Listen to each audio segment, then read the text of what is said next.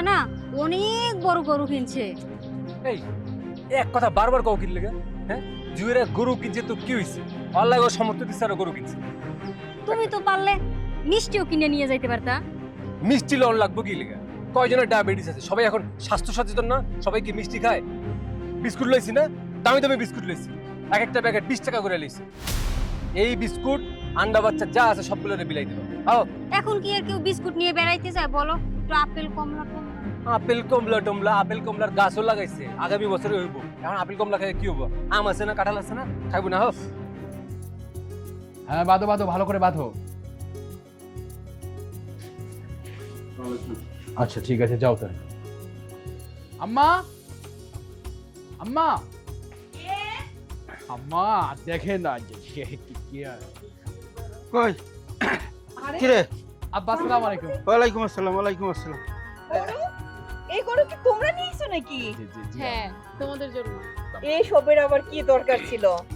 আম্মা যে কি বলেন না, আবার দেখেন তো আম্মা যে কি বলে না, কুরবানি বড় কথা, আমি গরু আনবো কি হয়? এই বলো না। কি বলবো, আমি তো খুশিতেই পাগল হয়ে গেছি। আব্বু তোমাদের জন্য আমি গরুটা নিয়ে আসতে পছন্দ হয়েছে। আরে পছন্দ হবে না কে? এত সুন্দর একটা গরু। দেখো জামাই শখ করে গরুটা এনেছে। হ্যাঁ ভালোই করেছিস মা। হ্যাঁ পছন্দ তো হবেই, আমার বড় জামাই বলে কথা। সে পছন্দ করে একটা জিনিস আনছে। হ্যাঁ, আসসালামু আলাইকুম আম্মা। আব্বা আসসালামু আলাইকুম। ওয়ালাইকুম আসসালাম। মা ভালো আছো? হ্যাঁ হ্যাঁ, ভালো থাকবো না কেন? আজকে তো আমাদের ভালো থাকার দিন। এই যে আমার ছোট জামাই, ও তো শখ করে পছন্দ করে এই যে আমাদের জন্য গরু নিয়ে এসেছেন কুরবানি দেওয়ার জন্য। তো বড় জামাই কি নিয়ে এসেছেন? ছাগল টাগল কিছুই তো না। আসলে আম্মা আমার হাতের অবস্থা খুব একটা ভালো না, কোনো রকমে দাঁড়ায় আছে, খুব কষ্ট মষ্ট করে চলতেছে। বড় জামাই কিছু মনে করো না। এই যতদিন ধরে আমার মেয়েটাকে তোমার সাথে বিয়ে দিয়েছি, সারাটা সময় এই এক কথাই শুনছি, আমার সংসার চলে না, টানা টানি, হাতে টাকা পয়সা নাই। আর এই যে দেখো তো, ছোট মেয়েটারে বিয়ে দিতে না দিতেই প্রতি বছরেই একটা করে গরু নিয়ে আসে কুরবানি দেওয়ার জন্য। আমি তার মা, তুমি এগুলো কি শুরু করছো বলো? জামাইরা আইছে, কইতে দাও, খাইতে দাও, কত কি খাড়ায় খাড়ায় কথা বলতেছো। এই তুমি চুপ করো তো। হ্যাঁ, এত বেশি কথা বলো কেন? দিব আইসে জামাই, নাস্তা পানি তো দিতেই হবে। আর তুমি পার্থক্যটা না বুঝলে কি হয়েছে? আমি কিন্তু খুব ভালো করেই বুঝি। এই যে আমার ছোট জামাই আগে আসছে গরু নিয়ে, তাকে তো আমার আলাদাভাবে মান সম্মান দিতেই হবে, তাই না? আর এই যে বড়টা, সে আসলো মাত্র একটু উঠানে দাঁড়া, একটু হাওয়া বাতাস খাইয়ে পেট ভরুক, তারপরে না নাস্তা পানি দিব। আচ্ছা আব্বা, আম্মা আমি বুঝলাম না ব্যাপারটা, এটা কি হয় নাকি? সবার সাথে এক টেবিলে বসে খাওয়া যায় নাকি? তার স্ট্যাটাসটা দেখুন না, আমারটা দেখুন, আকাশ পাতাল ব্যবধান। আমি ওই একটা ফকিন্নি ছেলের সাথে বসে একই টেবিলে খাবার খাবো, আব্বা এটাকে আমি মানতে পারবো না। যদি আমার জন্য পার্সোনালি ব্যবস্থা না করতে পারেন তাহলে আমি চলে যাবো। এই ভাবাতি, তুমি কেন এমন করতেছো বলো তো? এখনো আমি এই বাড়িতে জীবিত আছি, আমার কথার বাইরে কেউ যাইতে পারবে না। এই বাড়ি থেকে যদি কারো যাইতে হয় তাহলে ওরা যাবে, তুমি না। আর তাছাড়া তোমার জন্য তো আমি স্পেশাল ভাবে সবকিছু আলাদাই করে রাখছি, বুঝে নাই?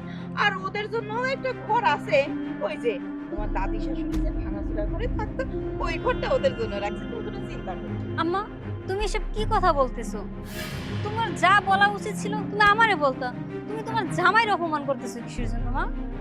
আচ্ছা থাক মা, ঠিক কথাই কইছে।